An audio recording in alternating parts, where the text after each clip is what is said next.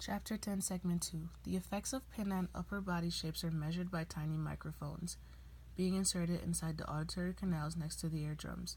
The amount of energy from different frequencies from different locations is measured. Directional transfer function, or DTF, a measure that describes how the pinna, ear canal, head, and torso change the intensity of sounds with different frequencies that arrive at each ear from different locations in space, the azimuth and elevation.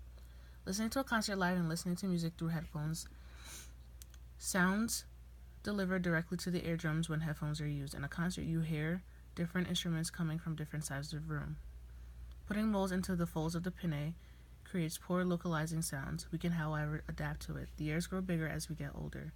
Auditory distance perception. The simplest cue for judging the distance of sound source is the relative intensity of the sound. Because sounds become less intense with greater distance, listeners have difficulty perceiving the relative distances of two identical sources. Inverse square law, a principle stating that as distance from a source increases, intensity decreases faster, such that decrease in intensity is equal to the distance squared. Intensity works best as a distance cue when the sound source of the listener is moving. Sounds that are farther away do not seem to change direction in relation to the listener as much as near sounds do. Another possible cue for auditory distance is the spectral composition of sounds. The sound-absorbing qualities of air dampen high frequencies more than low frequencies.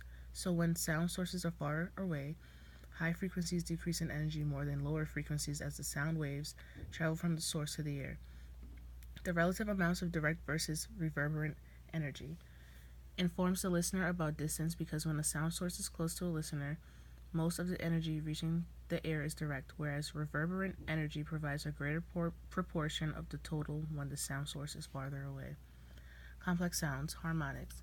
Harmonic sounds are among the most common types of sounds in the environment.